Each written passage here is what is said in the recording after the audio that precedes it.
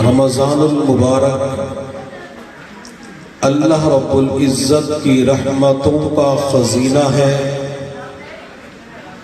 رمضان المبارک دعاؤں کی قبولیت کا مہینہ ہے۔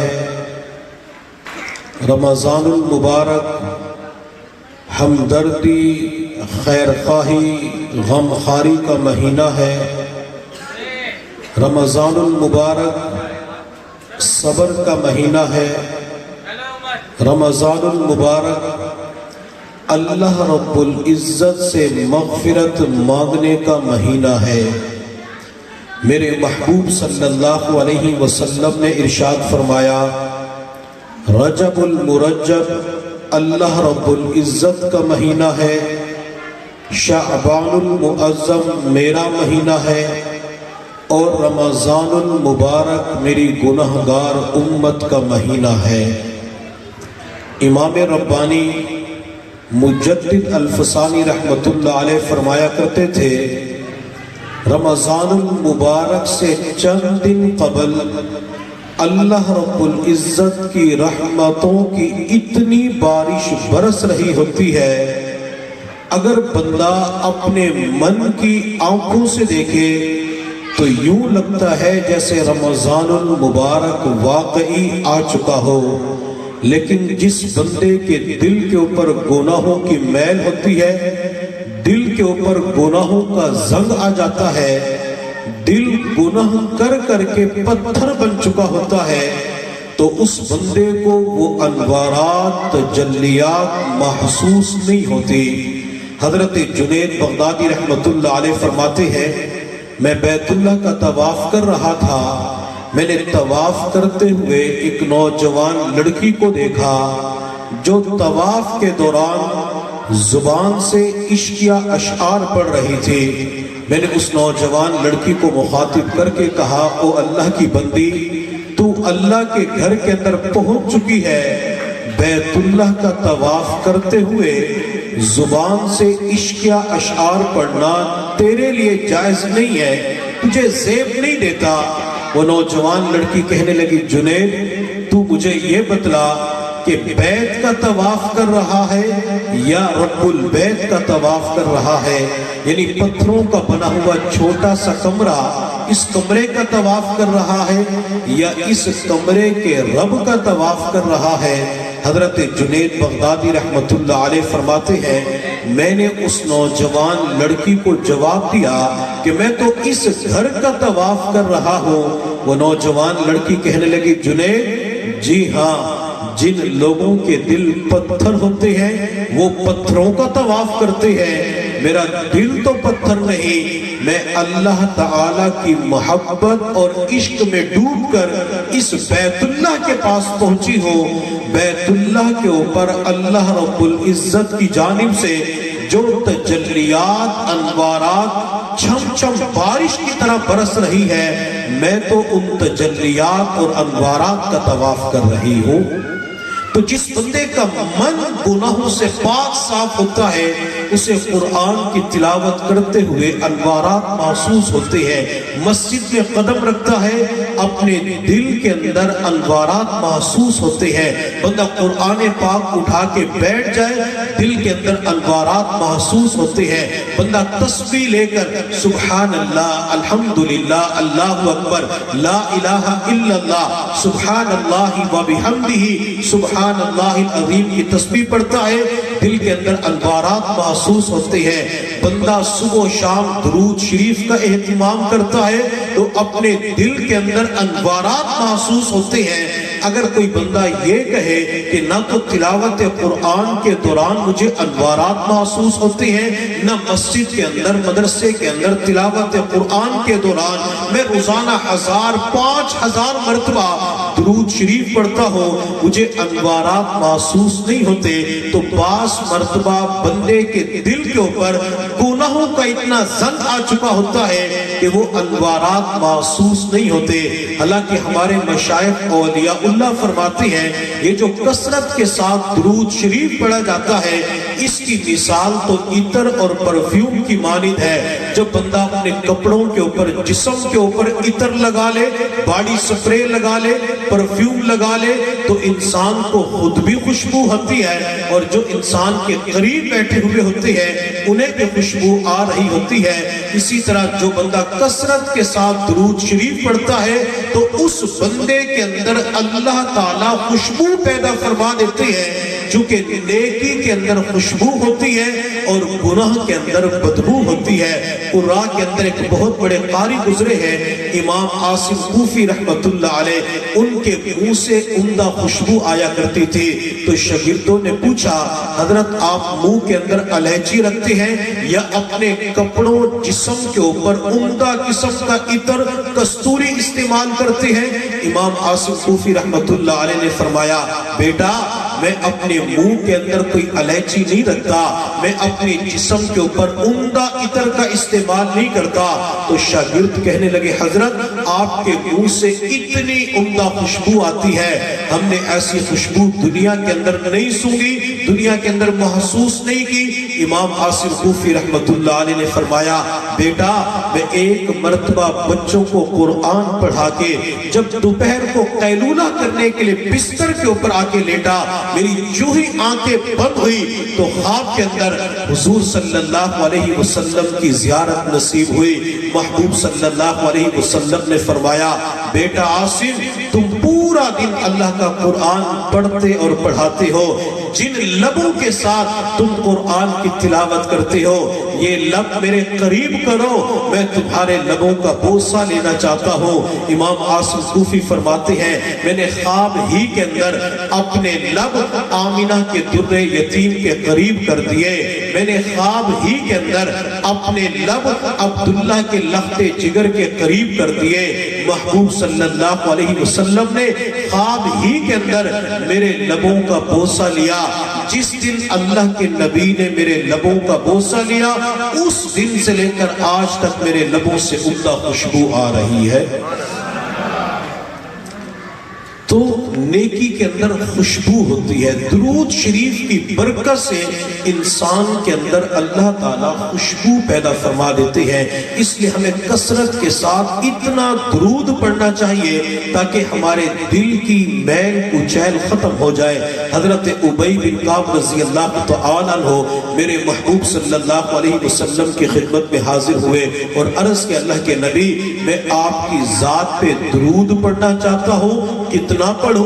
میرے محبوب نے فرمایا جتنا پڑھو گے فائدہ زیادہ ہوگا. اللہ کے نبی اپنے پورے دن کا ایک تہائی حصہ درود شریف پڑھنے کے اندر خرچ کر دوں. محبوب نے فرمایا زیادہ پڑھو گے تو زیادہ فائدہ ہوگا. اللہ کے نبی پھر تو میں ہر وقت درود ہی پڑھتا رہوں گا. میرے محبوب صلی اللہ علیہ وسلم نے درود شریف کے کئی فوائد بیان فرمائے. میرے محبوب نے فرمایا درود کی برکت سے اللہ تیرے غموں کو ختم فرما دیں گے، اللہ دکھ کو ختم فرما دیں گے. اور اس کے ساتھ میرے محبوب نے یہ بھی ارشاد فرمایا اللہ تیرے گناہوں کو معاف فرما دیں گے اور اللہ تیرے دل کو صاف فرما دیں گے. تو جو بندہ صبح سے لے کر شام تک، شام سے لے کر سونے تک درود شریف کا اہتمام کرتا ہے بندے کا من پاک صاف ہو جاتا ہے. بعض مرتبہ لوگ پوچھتے ہیں حضرت کوئی وظیفہ بتا دیجئے تاکہ خواب کے اندر نبی علیہ السلام کی زیارت نصیب ہو جائے. لوگ ہزاروں مرتبہ وظائف کا اہتمام کرتے ہیں. میرے پیر و مرشد فرماتے ہیں اگر جو عاشق رسول صحیح معنوں کے اندر دھیان کے ساتھ، تصور کے ساتھ نبی علیہ السلام کی ذات کے اوپر محبت، شوق اور عشق کے ساتھ درود شریف پڑھنا شروع کر دے، درود پڑھتے پڑھتے آنکھیں بند ہوگی، اللہ خواب کے اندر دیدار مصطفیٰ کی نعمت عطا فرما دیں گے. اسی وجہ سے اللہ والے نے لکھا ہے جو بندہ یہ چاہتا ہے کہ میرا خاتمہ ایمان پہ ہو جائے، مرتے وقت کلمہ نصیب ہو جائے، وہ اللہ سے ایک دعا یہ ضرور کیا کرے اللہ خواب کے اندر محبوب کا دیدار کروا دیجئے، محبوب کی زیارت کروا دیجئے. جس بندے کو اپنی زندگی کے اندر صرف ایک مرتبہ نبی علیہ السلام کی زیارت نصیب ہو گئی اس کا سب سے بڑا فائدہ یہ ہوتا ہے بندے کو مرتے وقت کلمہ نصیب ہو جاتا ہے۔ ایک اللہ والے فرماتے ہیں میں مدینہ طیبہ کے اندر گنبد خضرا کے قریب کچھ فاصلے کے اوپر بیٹھ کے کھانا کھا رہا تھا، سالن گوشت کا بنا ہوا تھا، میں نے جو ہی ہڈی چبا کر دسترخوان پہ رکھی، ایک معصوم عربی بچہ آگے بڑھا، اس نے ہڈی کو اٹھا کے چوسنا شروع کر دیا۔ اللہ والے فرماتے میں نے بچے سے کہا تعال بچہ میرے قریب آؤ۔ جب بچہ قریب آیا تو میں نے اس بچے سے پوچھا بچہ تو کون ہے؟ تو بچے نے جواب دیا انا یتیم، میں یتیم مدینہ ہوں، سر سے والد کا سایہ اٹھ چکا ہے، ماں کی ممتا سے محروم ہو چکا ہوں۔ اللہ والے نے فرمایا بیٹا میرے ساتھ پاکستان چلو، پاکستان اچھا ملک ہے، آپ کو کھانا بھی دیں گے، رہائش بھی دیں گے، جوان ہو جاؤ گے، شادی کر دی جائے گی۔ اللہ والے فرماتے ہیں یہ اس زمانے کی بات ہے جب سعودی عرب کے پہاڑوں کے اندر سے تیل نہیں نکلا تھا، وہاں کے پہاڑوں نے ابھی سونا چاندی نہیں اگلا تھا، وہ بچہ پاکستان آنے کے لیے تیار ہو جاتا ہے۔ اللہ والے فرماتے ہیں جب میرا آخری دن تھا وہ بچہ مجھے مسجد نبی کے اندر دوڑتا ہوا نظر آیا، میں نے بچے کو بلایا بیٹا تیاری کرو ہم نے شام کے وقت پاکستان کی طرف سفر شروع کرنا ہے۔ وہ بچہ اللہ والے کا ہاتھ پکڑ کر مسجد نبی سے باہر آیا اور اس بچے نے گنبد خضرا کی طرف ہاتھ کی انگلی سے اشارہ کیا، اشارہ کر کے کہنے لگا بابا کیا یہ روزے رسول بھی پاکستان کے اندر موجود ہے؟ اللہ والے فرماتے ہیں جو ہی میں نے بچے کا سوال سنا میری آنکھوں سے آنسو بہنا شروع ہو گئے، میری ہچکیاں بن گئی، میں نے روتے ہوئے اس بچے کو جواب دیا بیٹا یہ دولت تو صرف اسی شہر کو نصیب ہے، اسی کے لیے ہم لاکھوں روپیہ خرچ کر کے آتے ہیں، گھر بار چھوڑ کے آتے ہیں، تمام تر مشقتیں قربانیاں مجاہدے برداشت کرتے ہیں، یہ نعمت پاکستان کے اندر ہوتی ہم یہاں کیا لینے کے لیے آتے؟ وہ بچہ روتے ہوئے کہنے لگا بابا مجھے یہاں کے بچے ہوئے کھانے کی ہڈیاں تو منظور ہے لیکن اپنے نبی کا روزہ چھوڑنا منظور نہیں ہے۔ کسی کہنے والے نے کیا خوب کہا ہے نظر میں جمال حبیب خدا، ہے نظر میں جمال حبیب خدا، جن کی تصویر سینے میں موجود ہے، جس نے لا کر کلام الہی دیا وہ محمد صلی اللہ علیہ وسلم مدینے میں موجود ہے۔ پھول کھلتے ہیں پڑھ پڑھ کے صلی اللہ، جھوم کر کہہ رہی ہے یہ باد صبا، ایسی خوشبو چمن کے گلوں میں کہاں جو نبی کے پسینے میں موجود ہے۔ ہم نے مانا کہ جنت بہت ہے ہنسی، ہم چھوڑ کر مدینہ نہ جائیں کہیں، یوں تو جنت میں سب ہے مدینہ نہیں، پر مدینے میں جنت بھی موجود ہے۔ کسی اور نے کیا خوب کہا، یہ اشعار میں نے چند سال پہلے نبی علیہ السلام کے قدمین کے اندر بیٹھ کے پڑھے تھے، اتنا سرور آیا اس لذت اور مٹھاس کو الفاظ کے اندر بیان نہیں کیا جا سکتا۔ بہاروں نے بنا لیا ہے گھر مدینے میں، بہاروں نے بنا لیا ہے گھر مدینے میں، مہک رہی ہے فضائے حرم مدینے میں، حضور آپ کے قدموں پر مٹنے والوں کا ہجوم رہتا ہے شام و سحر مدینے میں۔ میں کیوں نہ منزل عقبا کی جستجو کروں، مجھے نصیب ہوا ہے سفر مدینے کا۔ اے حبیب رب جہاں یہ آرزو ہے میری، اے حبیب رب جہاں یہ آرزو ہے میری، میں جہاں بھی رہوں دل رہے مدینے میں۔ تو بات میں کر رہا تھا کہ نیک اعمال کرتے ہوئے بندے کو اپنے سینے کے اندر دل کے اندر انوارات محسوس ہوتے ہیں، اور یہی وجہ ہے رمضان المبارک کے مہینہ میں میرے اللہ کی رحمتیں اتنی برس رہی ہوتی ہے۔ آپ صلی اللہ علیہ وسلم ان رحمتوں کو لوٹنے کے لیے، ان رحمتوں کو حاصل کرنے کے لیے 2 مہینہ پہلے دعا کرنا شروع کر دیا کرتے تھے، اللہم بارک لنا فی رجب و شعبان وبلغنا رمضان۔ اور دوسری روایت کے اندر آیا اللہم بارک لنا فی رجب و شعبان وبلغنا الی رمضان، اے اللہ رجب اور شعبان کے مہینہ میں برکت نازل فرما اور ہمیں خیریت کے ساتھ رمضان المبارک تک پہنچا۔ میرے محبوب 2 مہینے پہلے رمضان کی دعا کرنا شروع کر دیا کرتے تھے۔ میں اور آپ اپنے اپنے گریبانوں کے اندر جھانک کر اپنے ضمیر سے پوچھے کہ ہم نے رجب کے اندر برکت کی دعا مانگی ہے کیا؟ شعبان کے اندر برکت کی دعا مانگی ہے کہ ہم نے رمضان المبارک کی روزانہ کے اعتبار سے دعا مانگی ہے؟ اگر ہمارا ضمیر ہمیں ملامت کرے کہ تو نے کام کاروبار کی دعا تو مانگی ہے، تو نے بچوں کی ملازمت کی دعا تو مانگی ہے، بیٹیوں کے رشتوں کے حوالے سے دعا مانگی ہے، تو نے اپنی صحت کے حوالے سے دعا مانگی ہے، لیکن رمضان المبارک کی دعا نہیں مانگی، اگر میرا اور آپ کا ضمیر ہمیں جھنجھوڑ کے رکھ دے، میرا اور آپ کا ضمیر ملامت کرے، تو ہمیں اپنے اوپر افسوس کرنا چاہیے کہ نبی علیہ السلام کی مبارک سنت ہماری زندگیوں سے نکل چکی ہے۔ میرے محبوب صلی اللہ علیہ وسلم نے فرمایا شعبان کا مہینہ گناہوں سے پاک کرنے والا ہے۔ کیا مطلب؟ اس مہینے کے اندر اللہ کے سامنے جتنی توبہ کی جاتی ہے، استغفار کیا جاتا ہے، اللہ تعالیٰ جلدی بندے کو معاف فرما دیتے ہیں۔ شعبان کے چند دن باقی رہ چکے ہیں، یوں سمجھ لیں رمضان المبارک کی آمد کے اندر چند گھڑیاں، چند لمحے باقی رہ چکے ہیں۔ اگر ان ایام کے اندر ہم نے سچی توبہ کر لی تو میرا اللہ زندگی کے سارے گناہوں کو معاف فرما دیں گے۔ امام احمد بن حنبل رحمۃ اللہ علیہ سفر پہ تشریف لے جا رہے تھے، مغرب کا بعد کا وقت تھا، حضرت فرماتے میں نے سوچا مسجد کے اندر رات گزار لیتا ہوں، میں مسجد کے اندر چلا گیا، تھوڑی دیر کے بعد عشاء کا وقت ہوا، میں نے عشاء کی نماز کے بعد بستر لگانا چاہا تو مسجد کا خادم آیا اور کہنے لگا بوڑھے میاں اپنے ٹھکانے پہ تشریف لے جائیں، مسجد کے اندر رہنے کی اجازت نہیں ہے، میں نے مسجد کو بند بھی کرنا ہے۔ امام احمد بن حنبل فرماتے ہیں میں اس خادم کی مجبوری کو سمجھ گیا، میں نے اپنے سامان کو سمیٹا، اکٹھا کیا، کندھے پہ رکھا، مسجد سے باہر نکلا، سردیوں کا موسم تھا، ٹھنڈی یک بستہ ہوائیں چل رہی تھی، میں پریشان تھا کہ رات کہاں گزاروں، چنانچہ میں نے چلنا شروع کر دیا۔ چلتے چلتے مجھے رات کے اندھیرے میں راستے کے قریب ایک تنور نظر آیا، لوگ روٹیاں لے کے گھروں کی طرف جا رہے تھے۔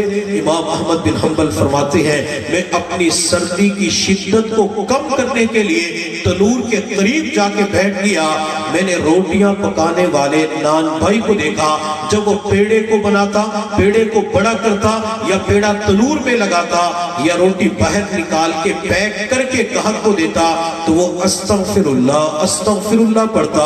امام احمد بن حنبل فرماتے ہیں کہ میں کثرت استغفار کے اوپر حیران ہو گیا، جب سارے لوگ واپس چلے گئے تو میں نے نان بھائی سے کہا آپ اتنا زیادہ استغفار کیوں پڑھتے ہیں؟ تو روٹیاں پکانے والا کہنے لگا بوڑھے میاں اللہ تعالیٰ نے استغفار کی برکت سے مجھے مستجاب الدعوات کا درجہ عطا فرمایا ہے، میں جو بھی دعا کرتا ہوں اللہ میری دعا کو قبول فرما لیتے ہیں، البتہ ایک دعا ایسی ہے جو ابھی تک قبول نہیں ہوئی اور مجھے اللہ کی ذات سے قوی امید ہے اللہ میری اس دعا کو ضرور قبول فرمائیں گے۔ نان بھائی امام احمد بن حنبل کو جانتا نہیں تھا، امام احمد بن حنبل نے فرمایا وہ کون سی دعا ہے جو ابھی تک قبول نہیں ہوئی اور آپ کو یقین امید ہے وہ دعا ضرور قبول ہوگی؟ روٹیاں پکانے والا کہنے لگا میری زندگی کی سب سے بڑی دعا، سب سے بڑی تمنا یہ ہے کہ اللہ تعالیٰ مرنے سے پہلے ایک مرتبہ احمد بن حنبل سے ملاقات کروا دے۔ امام احمد بن حنبل اپنی جگہ سے اٹھے، نان بھائی کی پیشانی پہ بوسہ دیا، نان بھائی کہنے لگا بوڑھے میاں میری پیشانی پہ بوسہ کیوں دیا؟ امام احمد بن حنبل نے فرمایا خوش ہو جا، اللہ نے استغفار کی برکت سے تیری اس دعا کو قبول فرما لیا، میرا نام احمد بن حنبل ہے۔ یہ اللہ تعالیٰ استغفار کی برکت سے دعاؤں کو قبول فرما لیتے ہیں۔ حضرت ابو ذر غفاری رضی اللہ تعالی عنہ فرماتے ہیں میں نے مسجد نبوی کے اندر حضور صلی اللہ علیہ وسلم کے پیچھے مغرب کی نماز پڑھی، آپ علیہ السلام نے مغرب کی نماز میں آیت توبہ کی تلاوت فرمائی، या अय्युहल्लज़ीना आमनू तूबू इलल्लाहि तौबतन नसूहा, ए ईमान वालो अल्लाह के सामने पक्की सच्ची सुच्ची तौबा करो। हजरत अबू ज़र ग़िफ़ारी फरमाते हैं, जब मैंने इस आयत को सुना मेरे दिल के ऊपर चोट लगी और मेरी आंखों से आंसू बहना शुरू हो गए। मैं नमाज की हालत में काफ़ी देर तक रोता रहा, हत्ता कि मैं नमाज के बाद रोता रहा। मैंने पक्का इरादा किया, अज़म बिल जज़म किया कि मैं आज की रात सच्ची तौबा करूँगा। काफ़ी देर के बाद इशा का वक़्त हुआ, मैं इशा की नमाज पढ़ के घर चला गया और रात के गुजरने का इंतज़ार करने लगा। जब रात का काफ़ी हिस्सा गुजर गया, मैं अपने घर से बाहर निकला, चेहरे को कपड़े के साथ छुपाया। मैंने दाएं बाएं देखा तो मुझे कोई चलता हुआ नजर न आया। हजरत अबू ज़र ग़िफ़ारी रज़ी अल्लाह तआला अन्हु फरमाते हैं, मैं रात के अंधेरे में मस्जिद नबवी के अंदर पहुंचा तो मस्जिद के अंदर अंधेरा था, रोशनी का इंतजाम नहीं था, कोई चिराग नहीं जल रहा था। हजरत अबू ज़र ग़िफ़ारी फरमाते हैं, मैंने सोचा कि 2 नफल पढ़ लेता हूँ सलाते तौबा की नीयत से, फिर अल्लाह के सामने रो रो के मुआफ़ी मांगूंगा। हजरत अबू ज़र ग़िफ़ारी फरमाते हैं, मैंने 2 रकअत नमाज की नीयत बांधी, अचानक मस्जिद के कोने से किसी के रोने की आवाज आई। मैंने जल्दी से अपनी नमाज को मुकम्मल किया। जिस सिमत से आवाज आ रही थी मैं उस तरफ चला गया। मुझे चेहरा तो नजर नहीं आ रहा था, लेकिन जब मैंने आवाज पे गौर किया, वो आवाज मुअज्जिन रसूल हजरत बिलाल रज़ी अल्लाह तआला अन्हु की थी, जो रात के अंधेरे में, रात के सन्नाटे में मस्जिद नबी के कोने के अंदर बैठ के रो रहे थे। हजरत अबू ज़र ग़िफ़ारी रज़ी अल्लाह तआला अन्हु फरमाते हैं, मैंने बिलाल से कहा कि बिलाल एक काम करते हैं, तू दुआ मांग, मैं आमीन कहूंगा, फिर मैं दुआ करूंगा, तू मेरी दुआ पे आमीन कहना। चुनांचे बिलाल ने दुआ मांगना शुरू कर दी। अबू ज़र आमीन आमीन कहते रहे और जब हजरत अबू ज़र ग़िफ़ारी रज़ी अल्लाह तआला अन्हु की बारी आई, अबू ज़र ने दुआ के लिए हाथ उठाए और दुआ मांगते मांगते अबू ज़र की जुबान से इश्क रसूल के अंदर, मोहब्बत रसूल के अंदर एक दुआ निकल जाती है, अल्लाह जन्नत के अंदर आमिना के लाल के कदमों में जगह अता फरमाना। बिलाल की तरफ से आमीन का जवाब न आया। हजरत अबू ज़र ने दूसरी मर्तबा यही दुआ मांगी, अल्लाह जन्नत के अंदर आमिना के लाल के कदमों में जगह अता फरमाना। बिलाल की तरफ से आमीन का जवाब न आया। हजरत अबू ज़र ने तीसरी मर्तबा इश्क रसूल के अंदर, मोहब्बत रसूल के अंदर, प्यारे रसूल के अंदर दुआ मांगी, लेकिन बिलाल की तरफ से फिर आमीन का जवाब न आया। हजरत अबू ज़र आंखें बंद करके दुआ कर रहे थे। जब आंखें खोलकर बिलाल की तरफ देखा तो बिलाल बेहोश हुए जमीन के ऊपर पड़े हुए थे। हजरत अबू ज़र दौड़ के गए, पानी लेके आए, पानी के छींटे बिलाल के चेहरे पे मारे। बिलाल ने आंखें खोली तो अबू ज़र ने फरमाया, बिलाल अजीब दोस्ती है, मैं तेरी दुआ पे आमीन आमीन कहता रहा और जब मेरी बारी आती है तू मेरी दुआ पे आमीन नहीं कहता। हजरत बिलाल रज़ी अल्लाह तआला अन्हु ने कहा, अबू ज़र आपने दुआ बड़ी अजीब मांगी है कि अल्लाह जन्नत के अंदर महबूब के कदमों में जगह अता फरमाना। हजरत अबू ज़र ने फरमाया, बिलाल दुआ कैसे अजीब हो गई? हजरत बिलाल रज़ी अल्लाह तआला अन्हु ने कहा, अबू ज़र आप जानते हैं हमारे पैगंबर इमामुल अंबिया हैं, आप सय्यदुल मुरसलीन हैं, सय्यदुल अंबिया है, सरदार ऊपर होता है और पैगंबर क़यामत के दिन अंबिया के साथ नूर के मिंबर पे होंगे, हम तो आपके गुलाम हैं। अबू ज़र ये दुआ बहुत बड़ी है। हजरत अबू ज़र ने कहा, बिलाल मैं तो अल्लाह के नबी के बगैर नहीं रह सकता, मैं तो जन्नत के अंदर भी आपके साथ रहूंगा। हजरत बिलाल खामोश होते हैं, अबू ज़र ज़ारो क़तार रोना शुरू कर देते हैं, हत्ता कि अबू ज़र की चीख की आवाज बुलंद हो जाती है। मेरे महबूब अपने हुजरे के अंदर तशरीफ फरमा थे, मेरे महबूब के मुबारक कानों के अंदर जब अबू ज़र की आवाज गई, मेरे पैगंबर अपने हुजरे से मस्जिद नबी के अंदर तशरीफ लाए। मेरे महबूब ने जो ही अपना कदम मुबारक मस्जिद नबी के हाल पे रखा, मेरे पैगंबर के चेहरे अनवर की नूर کی شعائیں جب مسجد نبوی کے حال پہ پڑی تو پوری مسجد نبوی کا حال روشن منور معطر ہو گیا۔ میرے محبوب صلی اللہ علیہ وسلم جہاں جاتے تھے وہاں روشنی اور خوشبو پھیل جایا کرتی تھی۔ اس نے میرے محبوب صلی اللہ علیہ وسلم اور حلیمہ سعدیہ رضی اللہ تعالی عنہ کے بارے میں عجیب کلام لکھا ہے۔ کہنے والے نے کیا خوب کہا، حلیمہ میں تیرے مقدراں تو صدقے، حلیمہ میں تیرے مقدراں تو صدقے، تو مدنی دا جھولا جھولے دی بھی ہو سے، سوہنے دا مکڑا نورانی نورانی، تو تکدی تا رہیے چومے دی بھی ہو سے، انگلی نپا کے وہڑے دے اندر خدا دے سجن نو ٹرے دی بھی ہو سے، کدی نال نزاکت دے وچ سوہنا اور رسدا بھی ہو سی، تو منے دی بھی ہو سے، محبت دے وچ آکے بوسے دی خاطر لباں کو لباں وچ ملے دی بھی ہو سے، نوا کے سجا کے کجلا بھی پا کے تو تھوڑی ہلا کے ہسے دی بھی ہو سے۔ کسی اور نے میرے پیغمبر کے بارے میں کیا خوب کہا کہ نو حور پسند کہ نو نور پسند، کہ نو حور پسند کہ نو نور پسند، کہ نو موسیٰ دا کوہ دور پسند، قسم خدا دی عاشقانو نعلین پاک دی دھول پسند، ایک وار پسند لکھوار پسند، سوہنے آقا دا دیدار پسند، جتے اترو صدیق دے ڈگ دے رہے سقو آقا دا اور رخسار پسند۔ تو میرے محبوب صلی اللہ علیہ وسلم مسجد میں تشریف لائے، روشنی پھیل گئی۔ ابو ذر اور بلال ان دونوں نے کھڑے ہو کر آمنہ کے در یتیم کا استقبال کیا۔ میرے محبوب صلی اللہ علیہ وسلم کی ما زاغ البصر والی نگاہ جب ابو ذر کی آنکھوں پہ پڑی، آنکھوں سے ٹپ ٹپ آنسو بہ رہے تھے، تو میرے محبوب نے فرمایا ابو ذر کیوں رو رہے ہو؟ حضرت ابو ذر غفاری رضی اللہ تعالی عنہ نے جواب دیا، یا رسول اللہ صلی اللہ علیہ وسلم آپ کی محبت میں آپ کے عشق میں دعا کر رہا تھا، بلال کی طرف سے آمین کا جواب نہ آیا۔ میرے محبوب نے فرمایا ابو ذر تو میری محبت کے اندر مسجد میں رو رہا تھا، دوسری طرف آسمان سے فرشتوں کے سردار جبرائیل اللہ کا پیغام لے کے آئے کہ محبوب بلال تو آمین نہیں کہہ رہے، بلال کی زبان سے آمین نہیں نکل رہا، آپ خود تشریف لے جائیے اور ابو ذر کی دعا پر آمین کہیے۔ ابو ذر کی چیخ نکل جاتی ہے۔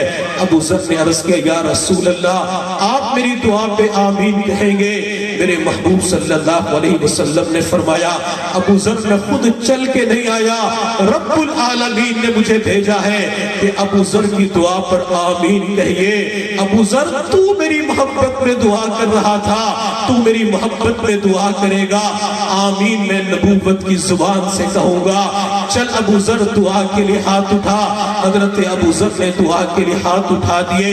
ابو ذر نے روتے ہوئے عشق رسول کے اندر وہی دعا مانگی، اللہ جب رات کے اندھیرے میں آپ نے محبوب کے قدموں میں بٹھا دیا، اب جنت کے اندر محبوب کے قدموں میں جگہ عطا فرما دینا۔ میرے محبوب صلی اللہ علیہ وسلم نے فرمایا آمین۔ ابو ذر نے وہیں پہ دعا کو ختم کر دیا۔ میرے محبوب صلی اللہ علیہ وسلم نے دعا کے آخر میں بلال ابو ذر دونوں کی طرف دیکھ کے فرمایا ابو ذر بلال خوش ہو جاؤ، آج کی رات اللہ نے تمہاری توبہ کو قبول فرما لیا۔ ابو ذر جلدی سے بول پڑے یا رسول اللہ صلی اللہ علیہ وسلم کیا جنت کے اندر آپ کے قدموں میں جگہ ملے گی، آپ کی رفاقت معیت نصیب ہوگی؟ تو آمنہ کے در یتیم نے ارشاد فرمایا ابو ذر خوش ہو جا، جب قیامت کے دن میں جنت کی طرف جاؤں گا میرے دائیں طرف بلال ہوگا اور بائیں طرف ابو ذر تو ہوگا۔ یہ حضرات بھی ہمیں دعا مانگتے ہوئے نظر آتے ہیں۔ اللہ جہاں توبہ کو قبول کرتے ہیں، اللہ عشق رسول کے اندر مانگی ہوئی دعاؤں کو بھی قبول فرما لیتے ہیں۔ حضرت بلال کے بارے میں ایک واقعہ یاد آیا، جب میرے محبوب صلی اللہ علیہ وسلم کا انتقال پرملال ہوا، آپ دنیا سے پردہ فرما گئے، تو حضرت بلال نے مدینہ طیبہ کو چھوڑ دیا اور شام کے علاقے میں تشریف لے گئے۔ چند مہینے وہاں گزارے تو ایک رات خواب کے اندر نبی علیہ الصلوۃ अलैहिस्सलाम की ज़ियारत नसीब हुई। मेरे महबूब ने फरमाया बिलाल क्या दोस्ती इसी चीज का नाम है? मैं दुनिया से चला गया, तूने मेरे मदीना को छोड़ दिया। बिलाल तू एक मर्तबा भी मेरी कब्र पे नहीं आया। हजरत बिलाल की आंख खुली। बिलाल ने अपनी अहलिया से फरमाया कि सामान तैयार कर दो, मैंने इसी वक्त मदीना तैयबा जाना है। जी हाँ, मदीना तैयबा की मोहब्बत भी बड़ी अजीब होती है। जिस दिल के अंदर मदीना की मोहब्बत आ जाती है फिर इंसान का अपने घर के अंदर दिल नहीं लगता। मैं इस पूरे मजमे से हाथ जोड़ के एक दरख्वास्त करूंगा, माह रमजान मुबारक के अंदर सहरी और अफ्तारी के अंदर एक दुआ ये जरूर किया करें, अल्लाह अपने बंदों के ऊपर हरमैन के दरवाजे खोल दे, अल्लाह मक्का और मदीना के दरवाजे खोल दे। एक वक्त था जब लोगों के ऊपर परेशानी आती थी, लोग कहा करते थे मैं उम्रे हज के सफर पे जाऊंगा, बैतुल्लाह का खिलाफे काबा पकड़ के अल्लाह से मांगूंगा, अल्लाह मेरे दुखों को खत्म फरमा देंगे। आशिक़े रसूल कहा करते थे मैं गुंबद खज़रा की ज़ियारत करूंगा, मेरे मसाइल हल हो जाएंगे। मैं सबसे जालियों के पास खड़े होके जब दुरूद और सलाम के तोहफे पेश करूंगा, मेरे मसाइल हल हो जाएंगे। आज दुनिया जाना चाहती है लेकिन जा नहीं सकती। आज सबके पास माल पैसा भी मौजूद है, लोगों के पास वक़्त भी है, लेकिन मेरे अल्लाह की जानिब से कबूलियत का फैसला नहीं हो रहा। जब बार बार अल्लाह से ये दुआ मांगी जाएगी, अल्लाह मक्का मदीना के दरवाजे खोल दे। हो सकता है किसी बुजुर्ग नौजवान के उठे हुए हाथों को मेरा अल्लाह कबूल फरमा ले, किसी बुजुर्ग की आंख से निकलने वाले आंसू को मेरा अल्लाह शर्फ कबूलियत फरमाकर पूरी दुनिया के मुसलमानों के ऊपर मक्का और मदीना के दरवाजे खोल दे।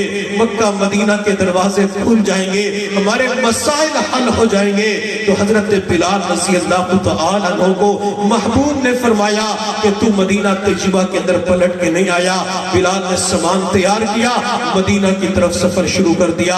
हत्ता कि जब मदीना तैयबा के अंदर पहुंचे, आजान का वक्त हुआ तो किसी ने कहा बिलाल आज तो पैगंबर के दौर की आजान सुना दो। बिलाल ने इनकार कर दिया। किसी ने जाकर हसन और हुसैन को बतलाया कि बिलाल आ चुके हैं। ये दोनों शहजादे जन्नती नौजवानों के सरदार दौड़ते हुए आए। अब फरमाइश हसन करे, फरमाइश हुसैन करे, बिलाल इनकार कर दे, ऐसा नहीं हो सकता। इन दोनों शहजादों ने फरमाइश की तो बिलाल आजान देने के लिए तैयार हो गए। हजरत बिलाल आजान देते देते अशहदु अन्ना मुहम्मदन रसूलुल्लाह जब इस जुमले पर पहुंचे, बिलाल बेहोश होकर जमीन पे गिर जाते हैं। किसने बात के अंदर बिलाल से पूछा बिलाल क्यों बेहोश हो गए?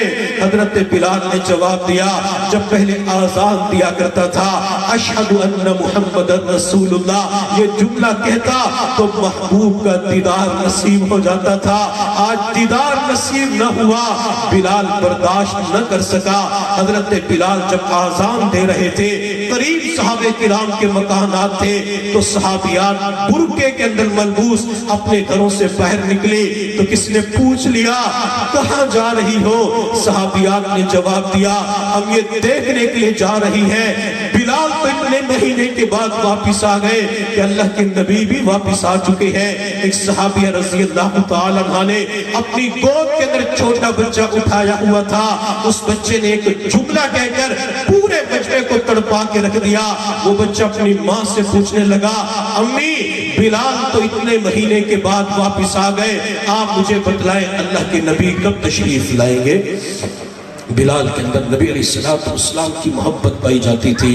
हजरत बिलाल और अबू ज़र का एक वाक़या बुखारी शरीफ के अंदर मिलता है। हजरत अबू ज़र ग़िफ़ारी रज़ी अल्लाह तआला अन्हु ने एक मरतबा गुस्से की हालत में बिलाल से कहा यब्न सौदा, ओ काली औरत के बेटे, बिलाल तू भी काला तेरी माँ भी काली। हजरत बिलाल को जब ये ताना दिया गया तो बिलाल इस ताने को बर्दाश्त नहीं कर सके। और आज की दुनिया में ये ताना मुसलमानों की जुबानों के ऊपर आ जाता है। कभी गुर्बत का ताना दिया जाता है, कभी कद काट का ताना दिया जाता है, कभी रंग और नस्ल जात बिरादरी का ताना दिया जाता है। दुनिया के अंदर किसी को ताना नहीं देना चाहिए और खासकर गुर्बत का ताना इंसान दुनिया के अंदर कभी भी किसी को न दे। एक जुमला याद रखे, دل کی تختی کے اوپر نقش کر لے، دماغ کی میموری کے اندر اسے سیو کر لے۔ میرے حضرات، میرے مشائخ اولیاء اللہ فرماتے ہیں جو اللہ دینا جانتا ہے وہ اللہ واپس لینا بھی جانتا ہے۔ جب کسی کو غربت کا طعنہ دیا جاتا ہے وہ اللہ امیری سے غریب بنا کے لوگوں کے دروازوں کے اوپر بھکاری بنا سکتا ہے۔ حضرت بلال رضی اللہ تعالی عنہ کو جب رنگ کے کالا ہونے کا طعنہ دیا گیا تو بلال سے برداشت نہ ہو سکا۔ بلال محبوب صلی اللہ علیہ وسلم کی خدمت میں پہنچے، عرض کہ اللہ کے نبی مجھے ابو ذر نے یوں کہا۔ میرے محبوب نے فرمایا بلال جاؤ ابو ذر کو بلا کے لاؤ۔ حضرت ابو ذر پیغمبر کے قدموں میں حاضر ہوئے۔ میرے محبوب نے فرمایا ابو ذر کیا تو نے بلال کو رنگ کے کالا ہونے کا طعنہ دیا ہے؟ اللہ کے نبی مجھ سے غلطی ہو چکی ہے، میں معذرت کرتا ہوں، میں سوری کرتا ہوں، میں آج کے بعد یہ غلطی نہیں کروں گا۔ میرے محبوب صلی اللہ علیہ وسلم نے فرمایا ابو ذر یہ طعنے دینا جاہلیت کے لوگوں کا کام تھا۔ ابو ذر آپ تو مسلمان ہو چکے ہیں، اسلام قبول کر لیا ہے، آج کے بعد یہ طعنہ کسی کو نہیں دینا۔ میرے محبوب صلی اللہ علیہ وسلم نے ابو ذر کو معاف کیا۔ اللہ کے نبی وہاں سے تشریف لے گئے، ابو ذر زمین کے اوپر لیٹ گئے، بلال کھڑے ہوئے تھے۔ ابو ذر نے بلال کی طرف دیکھ کے کہا بلال میں نے آپ کو طعنہ دیا تو اللہ کے نبی بھی مجھ سے ناراض ہو گئے، بلال ایک مرتبہ مسکراتے چہرے کے ساتھ آپ مجھے معاف فرما دے۔ بلال خاموش کھڑے رہے۔ ابو ذر نے پھر کہا بلال آپ کا مقام اور مرتبہ وہ ہے، آپ چلتے زمین پہ ہیں، قدموں کی آواز جنت کے اندر سنائی دیتی ہے۔ بلال آپ نے بیت اللہ کی چھت کے اوپر کھڑے ہو کے آذان دی ہے۔ بلال آپ کے بارے میں اللہ کے نبی نے فرمایا تھا بلال دفن کسی اور علاقے میں ہوگا لیکن قیامت کے دن میرے قدموں سے آذان دیتا ہوا اٹھے گا۔ بلال آپ کے بارے میں اللہ کے نبی نے فرمایا جب میں قیامت کے دن جنت کی طرف جاؤں گا میری سواری کی لگام بلال کے ہاتھ میں ہوگی۔ بلال تو ایک مرتبہ مسکراتے چہرے کے ساتھ کہہ دے جا ابو ذر میں نے تجھے اللہ کی خاطر معاف کر دیا۔ حضرت بلال رضی اللہ تعالی عنہ نے مسکراتے چہرے کے ساتھ فرمایا جا ابو ذر میں نے آپ کو اللہ کی خاطر معاف کر دیا۔ تو شعبان المعظم کا مہینہ گناہوں کی معافی مانگنے کا مہینہ ہے۔ ان چند ایام کے اندر ہم دن کے اجالوں میں، رات کی تاریکیوں میں، نمازوں کے بعد رات کو سونے سے پہلے استغفار اور توبہ کا اہتمام ضرور کریں۔ ہم نے ان ایام کے اندر توبہ استغفار زیادہ کیوں کرنی ہے؟ اس کی وجہ یہ ہے اگر کوئی بندہ برتن گندا لے کر کسی دکاندار ڈیری فارم والے کے پاس جائے اور اسے کہے کہ اس برتن کے اندر 1 کلو دودھ ڈال دو تو دکاندار گندے برتن میں دودھ ڈالنا پسند نہیں کرتا، وہ کہتے جاؤ برتن کو پاک کر کے لاؤ، صاف کر کے لاؤ۔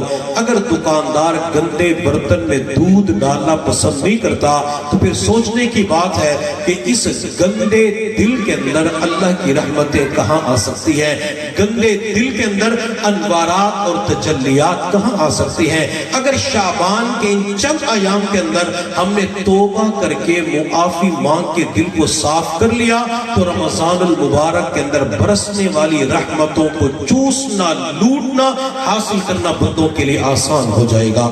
حضرت عائشہ صدیقہ رضی اللہ تعالی عنہ فرماتی ہیں حضور صلی اللہ علیہ وسلم جب شعبان المعظم کا چاند دیکھتے تھے تو ایک ایک دن گن کے رمضان المبارک کا انتظار کیا کرتے تھے۔ آپ صلی اللہ علیہ وسلم فرماتے عائشہ آج یکم شعبان ہے تو رمضان المبارک کے اندر 29 دن باقی رہ چکے ہیں، آج 15 شعبان ہے تو رمضان المبارک کے اندر 15 دن باقی رہ چکے ہیں، آج 24-25 شعبان ہے تو رمضان کے اندر 5 دن باقی رہ چکے ہیں۔ میں اس پورے مجمع سے درخواست کروں گا اپنی نیچی محفلوں کے اندر، اپنے گھر کی چار دیواری کے اندر، دکان پہ، دفاتر کے اندر، دوستوں کے سامنے روزانہ اس بات کا تذکرہ ضرور کیا کرے کہ برکتوں والے مہینے کے اندر اتنے دن باقی رہ چکے ہیں۔ اگر آپ نے اپنی مجلسوں کے اندر پورے دن میں ایک مرتبہ بھی تذکرہ کر لیا آپ کو اللہ سنت کا ثواب عطا فرمائیں گے، بلکہ میں تو یوں کہوں گا اللہ تعالیٰ اس سنت کو زندہ کرنے کی برکت سے آپ کو گھر کے اندر بیٹھے بٹھائے 100 شہیدوں کو اجر عطا فرما دیں گے۔ مشائخ اولیاء اللہ کا معمول یہ تھا، وہ گرمیوں کے اندر سردیوں کا انتظار کیا کرتے تھے اور سردیوں کے اندر گرمیوں کا انتظار کیا کرتے تھے۔ ایک اللہ والے سے اس کے مرید نے پوچھا، حضرت آپ گرمیوں کے اندر سردیوں کے اندر گرمیوں کا انتظار کیوں کرتے ہیں؟ اللہ والے نے فرمایا کہ سردیوں کے اندر دن چھوٹے ہوتے ہیں، رات لمبی ہوتی ہے تو لمبا قیام کرنا آسان ہو جاتا ہے، گرمیوں کے اندر رات چھوٹی ہوتی ہے، دن لمبا ہوتا ہے تو لمبا روزہ رکھنا، اللہ کی خاطر بھوک اور پیاس کو برداشت کرنا آسان ہو جاتا ہے۔ اس لیے ہمیں چاہیے کہ رمضان المبارک کی وجہ سے ہرگز پریشان نہ ہو۔ بعض لوگ پریشان ہیں کہ اس مرتبہ پھر لمبے روزے رکھنے پڑیں گے، 15-16 گھنٹے کی بھوک اور پیاس کو برداشت کرنا پڑے گا۔ یہ 15-16 گھنٹے کی بھوک اور پیاس کو برداشت کرنا کوئی مشکل نہیں ہے۔ یہ 15-16 گھنٹے کی بھوک اور پیاس کو برداشت کرنا کس کے لیے ہے؟ اللہ کے لیے ہے۔ جب انسان اللہ کی خاطر بھوک اور پیاس کو برداشت کرتا ہے تو اللہ کو بندے کے اوپر جلدی پیار آ جاتا ہے۔ حضرت منصور بن حلاج رحمت اللہ علیہ، جنہوں نے انا الحق کا نعرہ لگایا تھا اور وقت کے حاکم نے پھانسی دینے کا اعلان کیا، جب منصور کو پھانسی کے پھندے پہ لے جایا گیا تو ان کے چہرے کے اوپر مسلسل مسکراہٹ تھی۔ کسی نے کہا منصور، جب یہاں کسی کو لایا جاتا ہے اس کی ٹانگیں کانپ رہی ہوتی ہیں، پورے جسم کے اوپر کپکپی طاری ہوتی ہے، لیکن آپ کے چہرے پہ مسلسل مسکراہٹ ہے، وجہ کیا ہے؟ حضرت منصور رحمت اللہ علیہ نے جواب دیا، جی ہاں، جس اللہ کی خاطر میں گرمیوں کے موسم میں لمبے روزے رکھا کرتا تھا، آج اس اللہ سے ملاقات کا وقت قریب آ چکا ہے، آج اس اللہ کا دیدار نصیب ہوگا۔ پھر کسی کہنے والے نے کیا خوب کہا، چڑھا منصور سولی پہ زبان سے اف نہیں نکلی، چڑھا منصور سولی پہ زبان سے اف نہیں نکلی، جو اف نکلی تو یہ نکلی جمال یار دیکھیں گے۔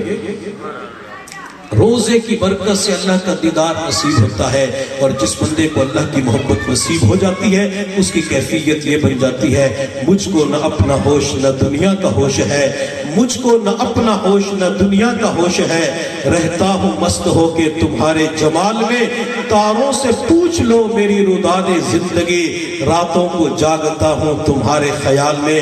ماہ رمضان کے اندر روزے کی برکت سے اللہ تعالیٰ دل کے اندر محبت الہی کو پیدا فرما دیتے ہیں۔ جب اس دل کے اندر محبت الہی، عشق الہی آ جاتی ہے تو رات کے وقت جاگنا آسان ہو جاتا ہے، تراویح کی نماز پڑھنا آسان ہو جاتا ہے، تہجد کے نوافل پڑھنا بندے کے لیے آسان ہو جاتے ہیں، سحری کے وقت لمبی دعا کرنا بندے کے لیے آسان ہو جاتا ہے۔ اس لیے روزے کی وجہ سے ہرگز پریشان نہ ہو۔ ہر بندہ آج کی مجلس کے اندر یہ عزم الجزم کرے کہ میں انشاءاللہ سارے روزے رکھوں گا، ایک بھی روزے کو قضا نہیں کروں گا۔ جب بندہ نیت کر لیتا ہے اللہ کی مدد شامل حال ہو جاتی ہے۔ اس نے ایک بہترین جملہ کہا، ہمت مردہ مدد خدا۔ جب کوئی بندہ ہمت کر لیتا ہے اللہ کی مدد شامل حال ہو جاتی ہے۔ پھر کسی کہنے والے نے کیا خوب کہا، رمضان ہے آیا اپریل کے مہینہ میں، رمضان ہے آیا اپریل کے مہینہ میں، سخت ہے گرمی بھی ڈوبے ہیں پسینے میں، افطار میں آتا ہے مزہ ایسے جیسے کوثر کا مزہ شام کو پانی پینے میں۔ جب انسان اللہ کی خاطر لمبا روزہ رکھتا ہے، لمبی بھوک اور پیاس کو برداشت کرتا ہے، دسترخوان کے اوپر مختلف مشروبات رکھے ہوتے ہیں، بندہ سب سے پہلے جب مسجد کے میناروں سے اعلان بلند ہوتا ہے افطاری کا وقت ہو چکا ہے، روزہ افطار کر لیجئے، سادہ پانی کو اٹھا کے چند گھونٹ اپنے حلق سے نیچے اتارتا ہے، اس وقت بندے کو اتنی مٹھاس اور لذت ملتی ہے جس مٹھاس کو دنیا کے الفاظ کے اندر بیان نہیں کیا جا سکتا۔ حضرت ابو امامہ باہلی رضی اللہ تعالیٰ عنہ، وہ شخصیت، وہ مرد قلندر ہے، جب یہ ایمان قبول کرنے کے لیے آ رہے تھے تو میرے اللہ نے محبوب سے فرمایا، محبوب یہ اپنی قوم کا سردار ہے، معزز آدمی ہے، قبیلے کے اندر عزت کی جاتی ہے، آپ ان کا استقبال کریں۔ تو میرے محبوب نے اپنی چادر زمین کے اوپر بچھائی، ابو امامہ سامنے سے آ رہے تھے، میرے محبوب نے فرمایا ابو امامہ اس چادر کے اوپر چل کے آؤ، لیکن ابو امامہ با ادب تھے، بے ادب نہیں تھے۔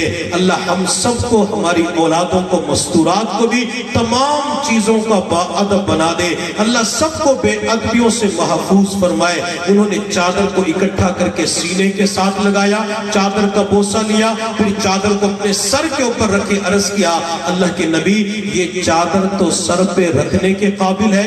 میرے محبوب صلی اللہ علیہ وسلم نے اس موقع پہ فرمایا ابو امامہ تو کنز الادب والسیانہ، ابو امامہ وہ شخصیت ہے جس کے اندر سب سے زیادہ ادب پایا جاتا ہے۔ یہ ابو امامہ ایک مرتبہ نبی علیہ السلام کی خدمت میں حاضر ہوئے اور عرض کہ اللہ کے نبی آپ میرے لیے شہادت کی دعا کر دیجئے۔ تو محبوب صلی اللہ علیہ وسلم نے دعا دی اے اللہ ابو امامہ کو سلامتی کے ساتھ واپس لوٹا، مال غنیمت بھی عطا فرما۔ چنانچہ جہاد سے خیریت کے ساتھ واپس آ جاتے ہیں۔ ایک مرتبہ پھر جہاد کے سفر پہ جا رہے تھے، عرض کہ اللہ کے نبی میرے لیے شہادت کی دعا فرما دیجئے۔ تو محبوب نے دعا کی اللہ انہیں سلامتی کے ساتھ واپس لوٹا۔ 3 مرتبہ شہادت کی درخواست کی، محبوب نے دعا کی اللہ سلامتی کے ساتھ واپس لوٹا۔ حضرت ابو امامہ نے عرض کیا یا رسول اللہ صلی اللہ علیہ وسلم اگر میرے مقدر کے اندر شہادت نہیں ہے تو مجھے کوئی ایسا عمل بتا دیجئے جو شہادت کے برابر ہو جائے۔ تو محبوب صلی اللہ علیہ وسلم نے فرمایا علیک بالصوم ولا مثل له ولا عدل له، تم روزے کو لازم پکڑ لو، روزے سے بڑھ کر کوئی بھی عمل اور نیکی نہیں ہے۔ اگر تم روزے کا اہتمام کرو گے تو اللہ تعالی شہادت کے برابر تمہیں اجر و ثواب عطا فرما دیں گے۔ میرے محبوب صلی اللہ علیہ وسلم نے ایک حدیث کے اندر ارشاد فرمایا، بخاری شریف کی روایت ہے، من صام رمضان ایمانا واحتسابا غفر له ما تقدم من ذنبه، جو ایمان کی حالت میں ثواب کی نیت سے رمضان المبارک کا ایک روزہ رکھتا ہے اللہ تعالیٰ اس کے پچھلے گناہوں کو معاف فرما دیتے ہیں۔ اور ایک حدیث کے اندر آپ علیہ السلام نے ارشاد فرمایا جو اللہ کی خاطر روزہ رکھتا ہے اللہ تعالیٰ قیامت کے دن اسے جنت کے مشروبات پلائیں گے۔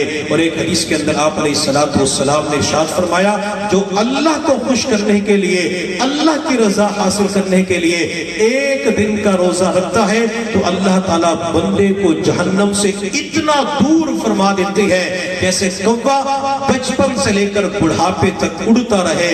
میرے محبوب نے کوے کی مثال دی اور ماہرین حیوانات کہتے ہیں کہ پرندوں کے اندر کوے کی عمر تقریباً 100-120 سال ہوتی ہے تو اللہ تعالیٰ زیادہ مدت کے لیے بندے کو جہنم سے دور فرما دیتے ہیں۔ اس لیے ہمیں یہ عزم بالجزم کرنا چاہیے کہ میں اس رمضان کے اندر انشاءاللہ سارے روزے رکھوں گا، میں روزوں کو نہیں چھوڑوں گا۔ جب بندہ نیت کر لیتا ہے تو اللہ تعالیٰ کی مدد شامل حال ہو جاتی ہے اور پورے ماہ رمضان المبارک کے روزے رکھنے کے اللہ توفیق عطا فرما دیتی ہے۔ رمضان المبارک سے قبل ہم نے چند اعمال کا اہتمام کرنا ہے۔ اگر ان چند ایام کے اندر ان چیزوں کا اہتمام کر لیا تو سمجھ جائیں کہ ہم نے رمضان المبارک کا استقبال کر لیا، رمضان المبارک کی تیاری کر لی۔ اگر بندہ رمضان کا استقبال اور تیاری کر لیتا ہے تو اللہ تعالیٰ کو بندے کے اوپر بڑا پیار آ جاتا ہے۔ سب سے پہلی چیز وہ یہ کہ آج ہی سے اپنے جسم کو عبادات کے ساتھ مانوس کر لیں۔ بعض مرتبہ لوگ یہ کرتے ہیں کہ اس مرتبہ ماہ رمضان میں روزانہ تہجد کی نماز پڑھوں گا، رمضان آتے گزر جاتا ہے، ایک بھی تہجد کی توفیق نہیں ملتی۔ وجہ کیا ہوتی ہے؟ 11 مہینے تہجد کی نماز نہیں پڑھی، 11 مہینے تہجد کا اہتمام نہیں کیا تو رمضان کے اندر بھی تہجد کی توفیق نہیں مل سکتی۔ اور مردوں کی تو عادت یہ بن جاتی ہے، آپ حضرات تو بہت اچھے ہیں، ہم نے مردوں کے بارے میں سنا ہوا ہے، وہ گھر کی مستورات سے کہہ دیتے ہیں کہ آپ 1.5 گھنٹہ پہلے اٹھ جانا اور مجھے بس سحری ختم ہونے سے 5 منٹ پہلے اٹھا دینا تاکہ میں کم از کم سحری کر سکوں۔ اب جو بندہ 5 منٹ پہلے اٹھے گا کیا وہ تہجد کی نماز پڑھ سکتا ہے؟ کیا وہ دعا مانگ سکتا ہے؟ وہ اللہ کے سامنے دل کا دکڑا سنا سکتا ہے؟ ہرگز نہیں سنا سکتا۔ اگر ان چند ایام کے اندر تہجد کا اہتمام کر لیا تو اللہ تہجد کے نوافل کی توفیق عطا فرما دیں گے۔ ڈاکٹر عبدالحی عارفی رحمۃ اللہ علیہ والے کے بارے میں آتا ہے وہ ایک مرتبہ سفر سے واپس تشریف لائے، جسم بہت تھکا ہوا تھا، فرماتے میرے نفس نے مجھے کہا کہ آج کی رات تہجد کی نماز نہیں پڑھنی کیونکہ جسم بہت زیادہ تھکا ہوا ہے، جسم تھکاوٹ سے چور چور ہے۔ ڈاکٹر عبدالحی عارفی رحمت اللہ علیہ وہ شخصیت ہے جو شیخ الاسلام حضرت مولانا مفتی تقی عثمانی دامت برکاتہ العالیہ کے شیخ تھے۔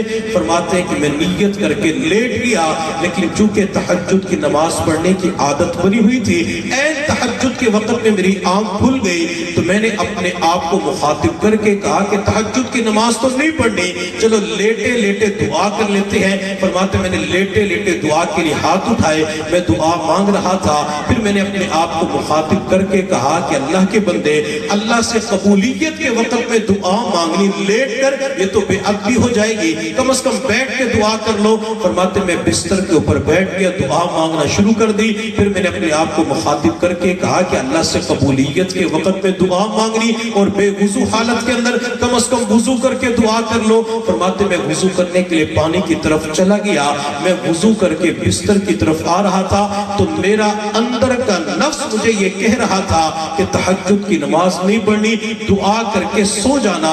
ڈاکٹر عبدالحی عارفی رحمت اللہ علیہ فرماتے ہیں جب میں بستر کے قریب پہنچا، وہاں مصلی جائے نماز پڑھی ہوئی تھی، تو میں نے اپنے نفس کو مخاطب کر کے کہا کہ 2 نفل پڑھ کے اللہ سے دعا کر لو، اللہ دعا قبول فرما لیں گے۔ فرماتے جس رات میرے نفس نے مجھے کہا تھا کہ آج تہجد کی نماز نہیں پڑھنی، میں نے اس رات اپنے جسم کے اوپر مشقت ڈالتے ہوئے تہجد کی 12 رکعات ادا کر لی۔ یہ اپنے جسم کے اوپر عبادت کا بوجھ ڈالنا ہوتا ہے، جسم عبادت کے لیے تیار نہیں ہوتا، زبردستی اس جسم کے اوپر عبادت کا بوجھ ڈالے، جسم نماز پڑھنے کے لیے تیار نہیں ہوتا، زبردستی اپنے آپ کو مسجد کی طرف لے جائے، یہ جسم قرآن کی تلاوت کے لیے تیار نہیں ہوتا، زبردستی اسے قرآن پاک کی تلاوت کی طرف لے جائے، یہ جسم درود شریف پڑھنے کے لیے تیار نہیں ہوتا، تسبیحات پڑھنے کے لیے تیار نہیں ہوتا، اپنے اوپر زبردستی کرتے ہوئے، جبر کرتے ہوئے تسبیحات کا اہتمام کرے۔ اگر چند دن اس جسم کے اوپر عبادت کا بوجھ ڈال لیا، مشقت ڈال لی، تو یہ جسم عبادت کے ساتھ خود بخود مانوس ہو جائے گا۔ رمضان المبارک سے قبل ان چند ایام کے اندر لمبی دعا کا اہتمام کریں۔ پاس مرتبہ رمضان آتا ہے تو افطاری کے اندر دعا مانگنے کی توفیق نہیں ملتی، سحری کے وقت لمبی دعا کی توفیق نہیں ملتی، حالانکہ سحری اور افطاری کے وقت تو اللہ دعاؤں کو قبول فرماتے ہیں۔ اس لیے آج ہی سے لمبی دعا کرنے کی ترتیب بنائے، کم از کم ہر بندہ 5 منٹ کی دعا تو ضرور مانگے۔ اگر ان چند ایام کے اندر لمبی دعا کا اہتمام کر لیا تو اللہ افطاری اور سحری کے موقع پر لمبی دعا کی توفیق عطا فرمائیں گے۔ حضرت زکریا علیہ السلام کے پاس مریم وقت گزار رہی تھی، زکریا مریم کو کمرے کے اندر ٹھہرا کے کہیں تشریف لے گئے۔ کافی دیر کے بعد جب مریم کے پاس پہنچے تو مریم بے موسم پھل کھا رہی تھی۔ حضرت زکریا علیہ السلام نے مریم سے کہا یا مریم انا لکی ھذا، مریم تیرے پاس پھل کہاں سے آئے؟ حضرت مریم نے جواب دیا ہوا من عند اللہ، اللہ کی طرف سے انتظام ہو گیا۔ حضرت زکریا علیہ السلام نے اس وقت سوچا کہ جو اللہ مریم کو بند کمرے کے اندر بے موسم پھل دے سکتا ہے، وہ اللہ میری زندگی کے اندر اولاد کا موسم نہیں ہے، بوڑھا ہو چکا ہوں، انی وحن العظم منی واشتعل الرأس شیبا، میری ہڈیاں کمزور ہو چکی ہے، بالوں کے اندر چاندی آ چکی ہے، میری زندگی کے اندر اولاد کا موسم نہیں ہے، لیکن اللہ اگر مریم کو بے موسم پھل دے سکتا ہے تو مجھے اولاد کا پھل دے سکتا ہے۔ حضرت زکریا نے اس موقع پہ دعا مانگی رب حب لی من لدنک ذریۃ طیبہ، اللہ مجھے نیک بیٹا عطا فرما۔ جب زکریا 90 یا تقریباً 110 سال کی عمر میں دعا کرتے ہیں تو اللہ آپ کو بیٹا یحییٰ پیغمبر عطا فرما دیتے ہیں۔ اب زکریا کی دعا کیوں قبول ہوئی؟ تو میرے اللہ نے قرآن کے اندر 2 وجوہات بیان فرمائی۔ فرمائی انہم کانوا یسارعون فی الخیرات، ایک تو زکریا نیکیوں کے اندر آگے بڑھنے والے تھے، نیکیوں کے اندر پیش نظر آتے تھے، اور دوسرا وَيَدْعُونَنَا رَغَبًا وَرَهَبًا، زکریا کی دعاؤں کے اندر دعا کا شوق پایا جاتا ہے، وہ لمبی دعا کیا کرتے تھے۔ میرے اللہ نے قرآن کے اندر بتلا دیا زکریا کی لمبی دعا کی برکت سے ہم نے زکریا کو بڑھاپے کے اندر بیٹا عطا فرما دیا۔ لمبی دعاؤں سے دعائیں قبول ہو جاتی ہیں۔ ایک اللہ والے کے گھر کے اندر تنگ دستی تھی، تو بیوی نے اپنے خاوند سے کہا کہ یہ تنگ دستی مجھ سے برداشت نہیں ہوتی، کچھ کمانے کے لیے جایا کرو۔ وہ اللہ والے اپنے گھر سے نکلے، شہر کے چوک چوراہے کے اوپر جا کے بیٹھ گئے جہاں اور مزدور بھی بیٹھے تھے، لیکن کوئی اس بوڑھے سے کام کروانے کے لیے تیار نہ ہوا۔ یہ بوڑھا وہاں سے اٹھا، مسجد کے اندر آیا اور پورا دن مسجد کے اندر دعا مانگتے ہوئے گزار دیا، حتیٰ کہ عشاء کی نماز پڑھ کے جب گھر کے اندر داخل ہوا تو بیوی نے پوچھا محنت مزدوری کی ہے؟ خاوند نے جواب دیا جی ہاں، آج میں نے بڑے کی مزدوری کی ہے، میرا مالک بڑا اچھا ہے، مالک بڑا سخی ہے۔ تو بیوی نے کہا مالک نے پیسے کتنے دیے؟ خاوند نے جواب دیا مجھے شام کے وقت اپنے مالک سے مزدوری مانگتے ہوئے شرم آ گئی، میں کل ضرور مزدوری لے کے آؤں گا۔ جب اگلا دن ہوا تو بیوی نے کپڑے کا تھیلا اٹھا کے خاوند کو پکڑایا اور کہا کہ اس تھیلے کے اندر کھانے پینے کا سامان لے کے آنا، یہ تنگ دستی فقر و فاقہ مجھ سے برداشت نہیں ہوتا، اگر آپ نے میری تنگ دستی کو ختم نہ کیا تو میں اپنے والدین کی طرف چلی جاؤں گی۔ یہ اللہ والے تھیلے کو اٹھا کے شہر کے چوک چوراہے کے اوپر جا کے بیٹھے، لوگوں کی منت سماجت کی، لیکن کوئی محنت مزدوری پہ رکھنے کے لیے تیار نہ ہوا۔ وہ بوڑھا، وہ اللہ والا ہڈیوں کا ڈھانچہ مسجد کے اندر آیا، پورا دن دعا مانگتے ہوئے نوافل کے اندر گزار دیا، حتیٰ کہ عشاء کی نماز پڑھ کے جب سارے لوگ مسجد سے واپس چلے گئے، اس نے مسجد کا دروازہ بند کیا، لائٹ کو بند کیا، اپنے دونوں ہاتھ اللہ کی بارگاہ میں اٹھائے اور اللہ کی بارگاہ کے اندر یہ بوڑھا رو پڑا، آنکھوں سے آنسو بہہ پڑے۔ بوڑھے نے روتے ہوئے عرض کیا اللہ، کل میں نے اپنی بیوی کو یہ جواب دیا تھا مالک بڑا اچھا ہے، مالک بڑا کریم ہے، مجھے مالک سے مزدوری مانگتے ہوئے شرم آ گئی۔ اللہ آج تو میرے پاس بیوی کو کہنے کے لیے الفاظ بھی نہیں ہے، اللہ آج بیوی کو جا کے کیا جواب دوں گا؟ اللہ اگر میری غربت ختم نہ ہوئی، بیوی چھوڑ کے چلی جائے گی۔ اللہ آپ ہی تو غربت کو ختم کرنے والے ہیں، آپ ہی تو تنگ دستی کو خوشحالی میں تبدیل کرنے والے ہیں۔ بوڑھا کافی دیر تک اللہ کے سامنے روتا رہا، کافی دیر تک اللہ کے سامنے آنکھوں سے آنسو بہاتا رہا۔ جی ہاں، جس بندے کو اللہ رونے کی توفیق عطا فرما دیتے ہیں، اللہ اسے قلبی سکون بھی عطا فرما دیتے ہیں۔ لیکن آج کے انسان کی حالت یہ بن چکی ہے، اس کو کسی شاعر نے یوں کہا آیا ہوں تیرے در پر من اپنا سیاہ کر کے، آیا ہوں تیرے در پر من اپنا سیاہ کر کے، پر نور تو اسے کر دے اپنی نگاہ کر کے، دیکھے تو صحیح مولا میرے قلب کی سختی کو، رونا بھی نہیں آتا دن رات گناہ کر کے، دن رات گناہ ہو جاتی ہے لیکن اللہ کے سامنے رونے کی توفیق نہیں ملتی۔ کبھی اللہ کے سامنے رویا کرے، اللہ کے سامنے اپنی آنکھ سے آنسو بہایا کرے۔ میرے اللہ کو بندے کی آنکھ سے نکلنے والے آنسو جلدی پسند آ جاتے ہیں۔ آپ حضرات نے گھروں کے اندر دیکھا ہوگا، جب گلی کے اندر کلفی آئس کریم بیچنے والا آواز لگاتا ہے، بچے کے کان میں آواز پڑتی ہے، بچہ دوڑتے ہوئے اپنی ماں کے پاس جاتا ہے، کہتے امی کلفی بیچنے والا آ چکا ہے، مجھے پیسے چاہیے۔ ماں کی طرف سے جواب ملتے بیٹا میرے پاس پیسے نہیں ہیں۔ بچہ پھر پیسوں کا مطالبہ کرتا ہے، ماں کہتی ہے بیٹا کہہ دیا نا پیسے نہیں ہیں۔ وہ بچہ زمین کے اوپر ماں کے سامنے لوٹ پوٹ ہونا شروع ہو جاتا ہے، حتیٰ کہ بچے کی آنکھ میں آنسو کا قطرہ نمودار ہو جاتا ہے۔ ماں کی ممتا جوش میں آ جاتی ہے، وہ ماں اپنے سر سے دوپٹہ اتار کے بچے بچے کی آنکھ سے آنسو کو صاف کر کے اپنے سینے کے ساتھ لگا لیتی ہے. ماں کہتی ہے بیٹا چپ ہو جا, تیرے آنسو مجھ سے نہیں دیکھے جا سکتے, تیرے رونے نے مجھے بھی رلا دیا. اگر بچہ ماں کے سامنے رو پڑے, ماں کی ممتا جوش میں آ جاتی ہے. دعا مانگتے ہوئے جب بندہ رب کے سامنے رو پڑتا ہے, میرے اللہ کی رحمت کو جوش آ جاتا ہے, بندے کی دعا قبول ہو جاتی ہے. اس لیے تنہائی کے اندر اپنے رب کے سامنے ضرور رویا کرے. اگر رونا نہ آئے تو رونے والی شکل و صورت بنا لیا کرے. سلسلے چشتیہ کے اندر خواجہ نظام الدین اولیاء اللہ رحمت اللہ علیہ, اللہ کے نیک بندے گزرے ہیں, ان کے پاس کوئی شخص آیا, آ کے کہنے لگا حضرت گناہوں کے اوپر رونا نہیں آتا. آپ نے فرمایا رونے والی شکل و صورت بنا لیا کرو. نوجوان کہنے لگا حضرت نہ رونا آتا ہے نہ رونے والی شکل و صورت بنا سکتا ہوں. تو خواجہ نظام الدین اولیاء اللہ نے فرمایا بیٹا پھر اپنے مقدر پہ رویا کرو. اگر اللہ کے سامنے رونے کی توفیق نہیں ملتی, رونے والی شکل و صورت بھی نہیں بنا سکتے, تو پھر اپنے مقدر پہ رونا چاہیے کہ اللہ کے سامنے رونے کی توفیق نہیں ملتی. تو بات میں کر رہا تھا کہ بوڑھا کافی دیر تک اللہ کے سامنے روتا رہا. جب وہ دعا مانگ کے فارغ ہوا تو بوڑھے نے سوچا کہ بیوی نے جو تھیلا پکڑایا تھا اس تھیلے کے اندر ریت کنکر مٹی بھر لیتا ہوں تاکہ تھوڑی دیر کے لیے بیوی کو تسلی ہو جائے گی. خامد نے وہ تھیلا اپنے کندھوں پہ رکھا, گھر کی طرف چلنا شروع کر دیا. یہ بوڑھا پورے راستے سوچ رہا تھا کہ بیوی کو جا کے کیا جواب دوں. چلتے چلتے جب یہ مکان کے دروازے پہ پہنچا تو دیکھ کے حیران رہ گیا. گھر کے صحن سے دھواں اٹھ رہا تھا. تو اس بوڑھے نے جلدی سے مکان کے دروازے کو کھٹکھٹایا. بیوی نے دروازہ کھولا. خامد نے بیوی کے چہرے پہ مسکراہٹ دیکھی. خامد کہنے لگا خدا کی بندی صبح تو رو رہی تھی, یہ تنگ دستی مجھ سے برداشت نہیں ہوتی, اور اب میں تیرے چہرے پہ مسکراہٹ دیکھ رہا ہوں, وجہ کیا ہے؟ وہ بیوی اپنے خامد کا ہاتھ پکڑ کے اندر لے جاتی ہے.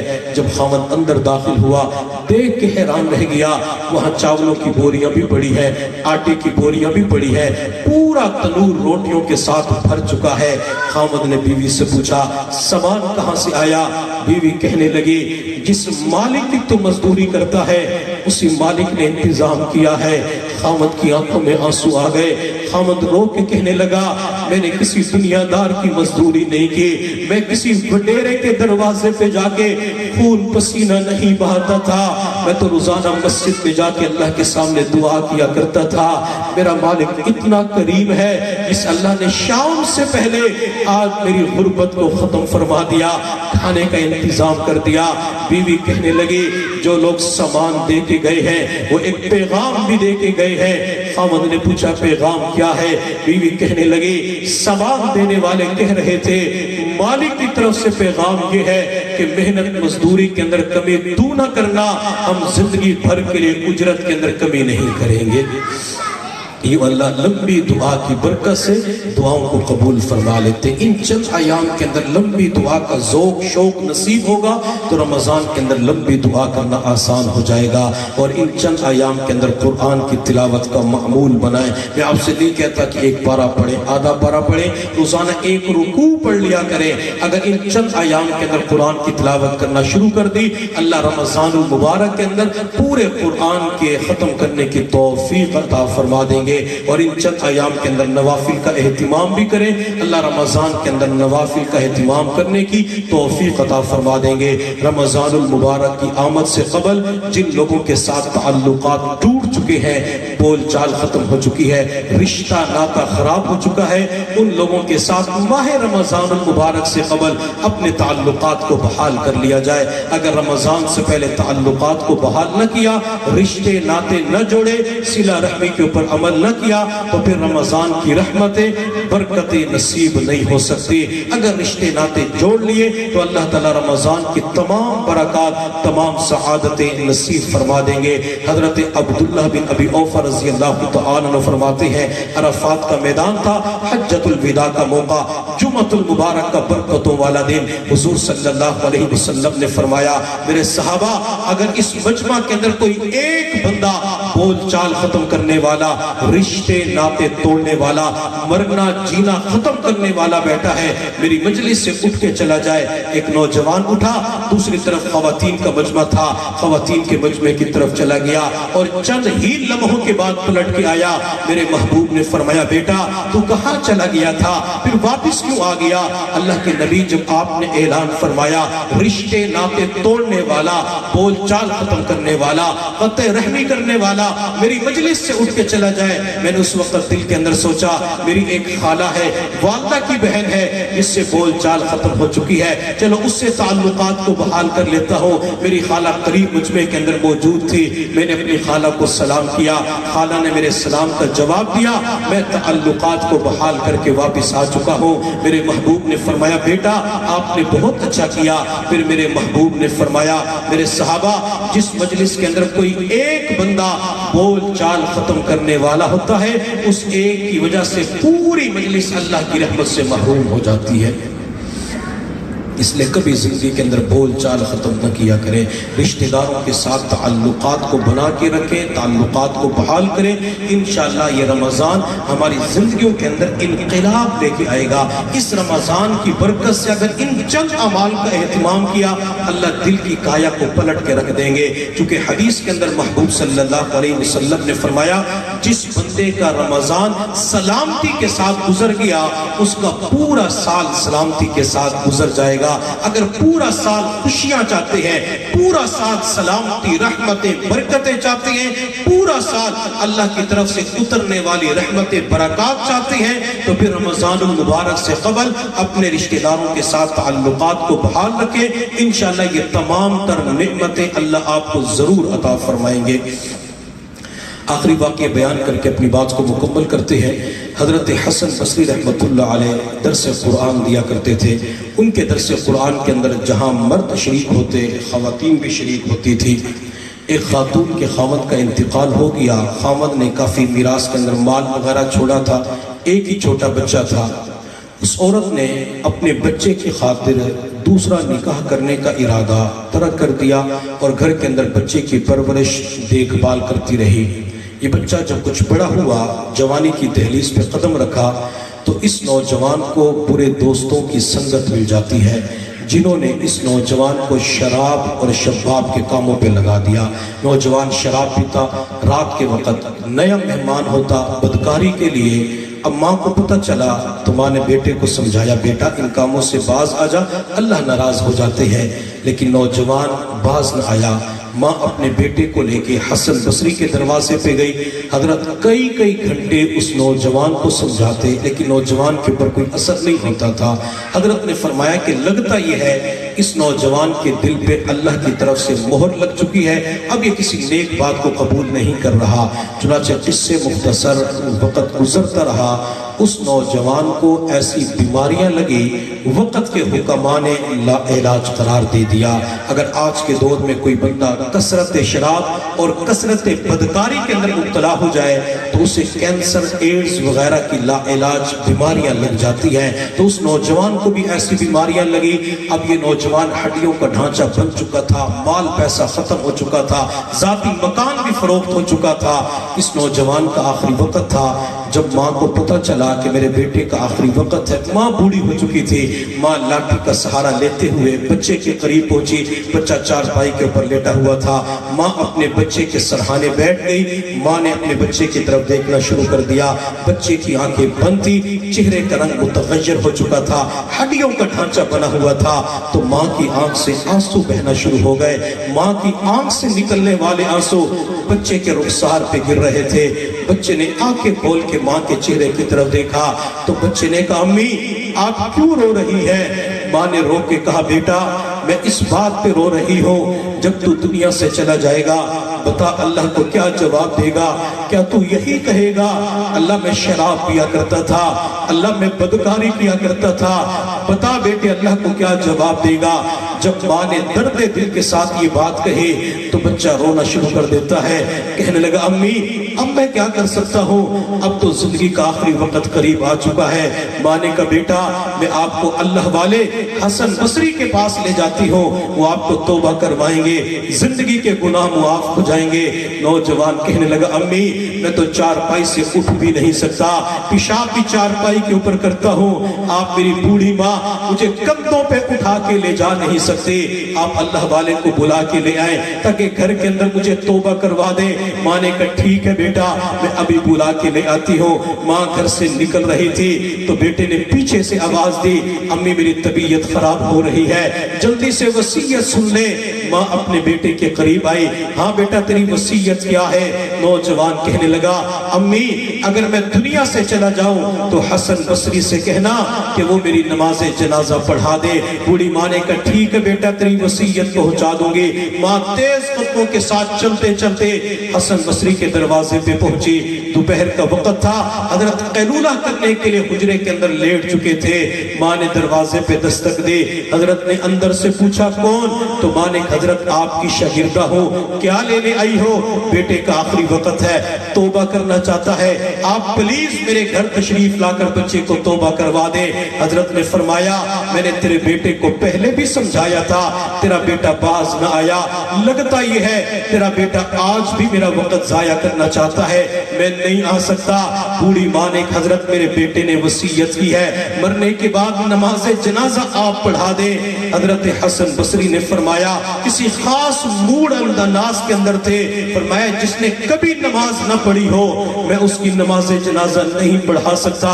जब माँ ने सुना तो माँ की आंखों में आंसू आ गए। एक तरफ बेटे का आखिरी वक्त था, दूसरी तरफ अल्लाह वाले का इनकार था। माँ आंखों के अंदर आंसू लिए हुए बोझल कदमों के साथ घर की तरफ रवाना हो जाती है। जब माँ ने घर की दहलीज के अंदर कदम रखा, बच्चे की जिंदगी की आखिरी सांसें चल रही थी, बच्चे की नजर माँ की आंखों पे पड़ी, माँ की आंख से मोटे मोटे आंसू बह रहे थे। तो बच्चे ने पूछा अम्मी अब क्यों रो रही है? तो माँ ने रोते हुए कहा बेटा तू मेरा कितना नाफरमान है, आज तेरी वजह से अल्लाह के वली ने आने से इनकार कर दिया। नौजवान ने सुना तो नौजवान ने बिलक बिलक के रोना शुरू कर दिया। रोते हुए कहने लगा अम्मी क्या मैं इतना बुरा बन चुका हूँ, क्या इतना नाफरमान बन चुका हूँ? आपके उस्ताद ने अल्लाह के वली ने सिर्फ मेरी वजह से आने से इनकार कर दिया। हाँ मेरे बेटे मैं तुझे पहले समझाया करती थी बाज आ जा, लेकिन तू बाज ना आया। जब माँ ने ये बात कही तो बच्चा रोते हुए कहने लगा अम्मी मेरी वसीयत और भी सुन ले, मेरी तबीयत खराब हो रही है। माँ अपने बेटे के करीब गई, हाँ बेटा तेरी वसीयत क्या है? नौजवान कहने लगा अम्मी जब मैं दुनिया से चला जाऊं मेरी लाश को चारपाई से जमीन पे रख देना, फिर अपने सर से दुपट्टा उतार के मेरे गले में डालना, मेरी लाश को घर के सहन में इस तरह घसीटना जिस तरह कुत्ते की लाश को घसीटा जाता है। बूढ़ी माँ ने कहा बेटा जब तू मेरा नाफरमान था मैं जुल्म नहीं कर सकी, जब तू दुनिया से चला जाएगा मैं अपने लख्ते जिगर के ऊपर जुल्म नहीं कर सकती। नौजवान ने हाथ जोड़ के कहा अम्मी ऐसा कर लेना ताकि दुनिया वालों को पता चल जाए जो अपनी माँ का नाफरमान होता है 70 माओं से बढ़ के प्यार करने वाले रब का नाफरमान होता है, उसका यही अंजाम होता है। नौजवान की जुबान से हत्ता कि कलमा जारी हो गया, अशहदु अल्ला इलाहा इल्लल्लाह व अशहदु अन्ना मुहम्मदन अब्दुहु व रसूलुहु। बच्चे की रूह परवास कर गई। माँ ने सोचा बेटे की वसीयत पे अमल कर लेती हो सकता है इसकी बरकत से अल्लाह बख्शिश फरमा दे। माँ ने बच्चे की लाश तो चारपाई से जमीन पे रखा, सर से जो ही दुपट्टा उतारने लगी माँ के घर के दरवाजे पे दस्तक हुई तो माँ ने रो के पूछा कौन है गरीबों के दरवाजे पे दस्तक देने वाला, कौन है गरीबों के दरवाजे पे आने वाला? बाहर से जवाब आया बूढ़ी अम्मा मेरा नाम हसन बसरी है। बूढ़ी माँ ने हजरत आपने तो इनकार कर दिया था, अब तो बेटा भी दुनिया से जा चुका है, आप चले जाएं।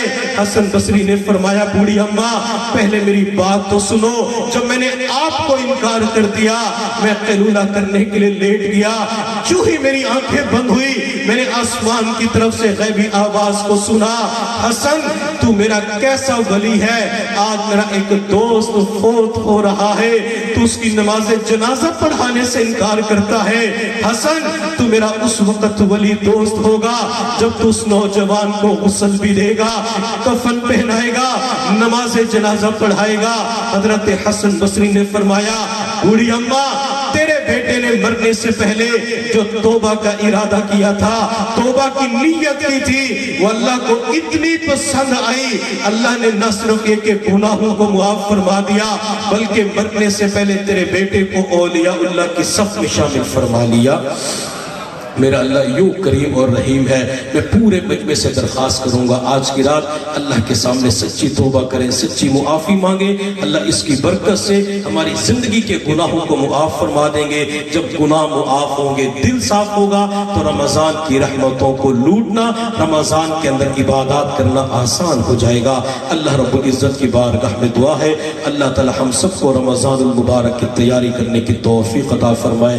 وآخر دعوانا ان الحمدللہ رب العالمین۔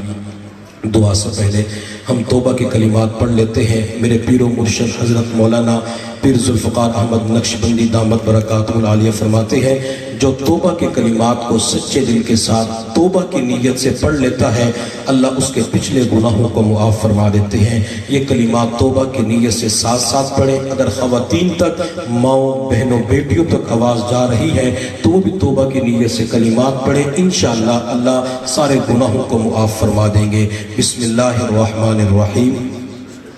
لا الہ الا اللہ محمد الرسول اللہ، آمنت باللہ وملائکتہ وکتبہ ورسلہ والیوم الآخر والقدر خیرہ وشرہ من اللہ تعالی والبعث بعد الموت، آمنت باللہ کما ہوا باسمائہ وصفاتہ وقبلت جمیع احکامہ، اقرار باللسان وتصدیق بالقلب، اشہد ان لا الہ الا اللہ واشہد ان محمدا عبدہ ورسولہ، استغفر اللہ ربی من کل ذنب واتوب الیہ برحمتک یا ارحم الراحمین۔ ان کلمات کو پڑھنے سے توبہ طائب ہو چکے ہیں۔ مجھے اپنے اللہ کی ذات سے قوی امید ہے کہ اللہ نے ان کلمات کی برکت سے ہماری زندگی کے سارے گناہوں کو معاف کر دیا ہے۔ دعا کر دیجیے۔ سبحان ربی العلی الوہاب، الحمدللہ رب العالمین۔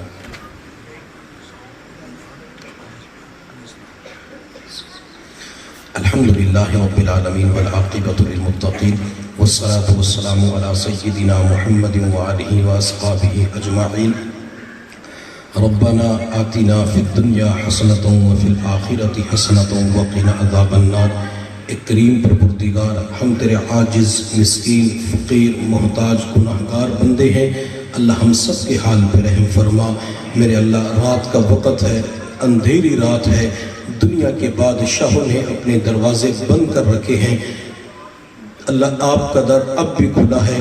آپ کے چند فقیر بندے اور بندیاں آپ کے سامنے ہاتھ اٹھا کے خالی جھولیاں پھیلا کر اللہ آپ کے در پہ دستک دیتے ہوئے آپ کے نام کی صدا لگا کر اللہ آپ سے آپ کی محبتوں کی بھیک مانگ رہے ہیں۔ اللہ اپنی محبتیں عطا فرما دیجئے، اللہ اپنی صفت کریمی کا صدقہ دے دیجئے۔ میرے اللہ زندگی کے تمام گناہوں کو معاف فرما۔ میرے اللہ ہمارے لیے گناہوں سے بچنا مشکل ہے، اللہ آپ کے لیے تو بچانا آسان ہے۔ اللہ گناہوں سے پاک صاف زندگی عطا فرما۔ اللہ کسی کہنے والے نے کیا خوب کہا، غم حیات کے سائے محیط نہ کرنا، کسی غریب کو دل کا غریب نہ کرنا۔ میں امتحان کے قابل نہیں میرے مولا، ہمیں گناہ کا موقع نصیب نہ کرنا، اللہ گناہوں کے مواقع سے بچا لیجئے۔ میرے اللہ یہ پورا مجمع نیک بننے کے لیے جمع ہو چکا ہے، اللہ آج تک کوئی بھی بندہ خود تو نیک نہیں بنا، آپ نے نیک بنایا ہے، اللہ اس پورے مجمع کو نیک بنا دیجئے، اللہ بچوں کو نیک بنا دیجئے، گھر کی مستورات کو نیک بنا دیجئے، والدین کو نیک بنا دیجئے، اللہ دوست احباب کو نیک بنا دیجئے۔ میرے کریم پروردگار ان تمام لوگوں کو اپنی شان کے بقدر عطا فرما، اللہ اپنے وسیع خزانوں سے عطا فرما۔ میرے اللہ ہمارے عیبوں کی پردہ پوشی فرما، اللہ ہمیں ذلت اور رسوائی سے محفوظ فرما، دنیا آخرت کی ذلت اور رسوائی سے محفوظ فرما۔ میرے اللہ جتنے بھی حضرات بیمار ہیں اللہ سب کو صحت عطا فرما۔ میرے اللہ بھائی انیس صاحب بیمار ہیں، اسی طرح بھائی نور احمد صاحب کی والدہ بیمار ہیں، اللہ جتنے مرد خواتین بچے بیمار ہیں اللہ سب کو صحت عطا فرما، شفاء کاملہ عاجلہ مستمر عطا فرما۔ میرے اللہ ہسپتالوں، عدالتوں، کچہریوں، تھانوں، میڈیکل سٹور، لیبارٹریوں کے دھکے کھانے سے محفوظ فرما، اللہ اپنے اپنے گھر کے اندر صحت کی بادشاہت نصیب فرما، اللہ عافیت کا معاملہ فرما، بار بار ڈاکٹر حکیموں کے چکر کاٹنے سے محفوظ فرما۔ میرے اللہ ماں باپ کو اولاد کے دکھوں سے محفوظ فرما، اولاد کے غموں سے محفوظ فرما، اولاد کی پریشانیوں سے محفوظ فرما۔ میرے اللہ ماں باپ کو شادی شدہ بیٹیوں کے دکھوں سے محفوظ فرما، شادی شدہ بیٹیوں کے غموں سے محفوظ فرما۔ میرے اللہ ہم نے معاشرے کے اندر دیکھا ہے والد اپنی زندگی کی جمع پونجی بچی کی شادی کے اوپر خرچ کر دیتا ہے، بچی کی جب شادی کر دی جاتی ہے بعض مرتبہ اگلے گھر کے اندر خاوند غصے کی حالت میں بچی کو گھر سے نکال دیتا ہے، طلاق بھی دے دیتا ہے۔ میرے اللہ وہ بچی جب ماں باپ کے گھر میں داخل ہوتی ہے بچی کی آنکھ میں موٹے موٹے آنسو ہوتے ہیں، بوڑھا باپ دوڑ کے آتا ہے، بچی کے سر پہ ہاتھ رکھ کے پوچھتا ہے بیٹی تیری آنکھ میں آنسو کیوں ہے؟ جب تک میرے گھر میں تھی میرے تیری آنکھ میں آنسو کا قطرہ نہیں دیکھا۔ میرے اللہ وہ بچی جواب نہیں دیتی، ماں دوڑ کے آتی ہے، ماں سر سے دوپٹہ اتار کے بچی کی آنکھ سے آنسو کو صاف کر کے پوچھتی ہے میری لخت جگر کیا اپنی ماں کو نہیں بتلائے گی؟ آج تو اکیلی آئی ہے کیوں رو رہی ہے؟ میرے اللہ وہ بچی اپنی ماں کو جواب دیتی ہے امی میرے خامد نے مجھے گھر سے نکال دیا، مجھے مارا بھی ہے، مجھے طلاق دے کے فارغ کر دیا۔ میرے اللہ جب ماں باپ سنتے ہیں بے ہوش ہو کے زمین پہ گر جاتے ہیں، جب ماں باپ کو ہوش آتا ہے ماں کی زبان سے نکل جاتا ہے بیٹی اب تو کسی کو معاشرے کے اندر منہ دکھانے کے قابل نہیں رہے۔ میرے اللہ بچی رو کے جواب دیتی ہے امی اس میں میرا کیا قصور ہے؟ اے میرے مولا میرے کریم پروردگار میرے 70 ماؤں سے بڑھ کے پیار کرنے والے پوری دنیا کے اندر جہاں کہیں بھی مسلمان بہنوں اور بیٹوں کی شادیاں ہو چکی ہے اپنے اپنے خامدوں کی خوشیاں عطا فرما، اللہ بچوں کی خوشیاں عطا فرما، اللہ گھر بار کی خوشیاں عطا فرما۔ میرے اللہ زندگی کے اندر دکھوں سے محفوظ فرما، اللہ غموں سے محفوظ فرما۔ میرے اللہ جن کی شادیاں ہو چکی ہے اللہ نیک صالح نرینہ اولاد عطا فرما، رحمتوں والی بیٹیاں عطا فرما، اللہ ویران گھروں کو اجڑے گھروں کو اولاد کی نعمت کے ساتھ آباد فرما۔ اللہ جس گھر کے اندر اولاد نہیں ہوتی وہ گھر ویران نظر آتا ہے۔ میرے اللہ تمام چیزوں کے خزانے آپ کے پاس ہیں، اللہ جن کی جھولیاں خالی ہیں اللہ انہیں اولاد کے خزانے عطا فرما دیجئے۔ میرے اللہ والدین کا سایہ اولاد کے اوپر تادیر قائم و دائم فرما، اللہ کبھی بھی زندگی کے اندر ماں باپ کی برکتوں سے محروم نہ فرما، ماں باپ کے سائے سے محروم نہ فرما۔ میرے اللہ جتنے بھی حضرات جتنی خواتین دور قریب سے چل کے تشریف لائی اللہ سب کا چل کے آنا قبول و منظور فرما، اللہ زندگی کے اندر کبھی بھی بے سہارا نہ فرما، کبھی بھی بے آسرا نہ فرما، اللہ اپنی رحمتوں کی ٹھنڈی چھاؤں عطا فرما۔ میرے اللہ جن حضرات نے محبت اور خلوص کے ساتھ ہمیں یہاں پہ بلایا فرمایا اللہ اس کے بدلے ان کو، گھر والوں کو، بچوں کو اپنی سچی محبت نصیب فرما اللہ، عشق رسول عطا فرما، محبت اہل بیت عطا فرما، محبت ازواج مطہرات عطا فرما، محبت اولیاء اللہ عطا فرما اللہ، ان کو کثرت کے ساتھ حج عمرے کرنے کی سعادت نصیب فرما میرے اللہ، اپنے بندوں کے اوپر حرمین شریفین کے دروازے کھول دیجئے ایک کریم پروردگار، جتنے بھی حضرات تشریف لائے اللہ سب کی دلی نیک تمناؤں کو پورا فرما اللہ، کام کاروبار کے اندر برکت عطا فرما، رزق حلال عطا فرما اللہ، قرضوں کی ادائیگی کی سبیل پیدا فرما اللہ، دنیا کے اندر کسی کا محتاج نہ بنا اللہ، اس پورے علاقے کے اوپر اپنی خصوصی رحمت نازل فرما اللہ، ہماری توبہ کو قبول فرما، رمضان المبارک کی تیاری کرنے کی توفیق عطا فرما اللہ، جو مانگا عطا فرما، مانگنا چاہیے تو نہیں مانگ سکے اللہ، اپنے فضل و کرم سے وہ بھی عطا فرما اللہ، ہماری ان تمام تر دعاؤں کو اپنے فضل و کرم سے نبی علیہ السلام کے صدقے اور طفیل شرف قبولیت عطا فرما، وصلی اللہ تعالی علی خیر خلقہ محمد وآلہ واصحابہ اجمعین برحمتک یا ارحم الراحمین۔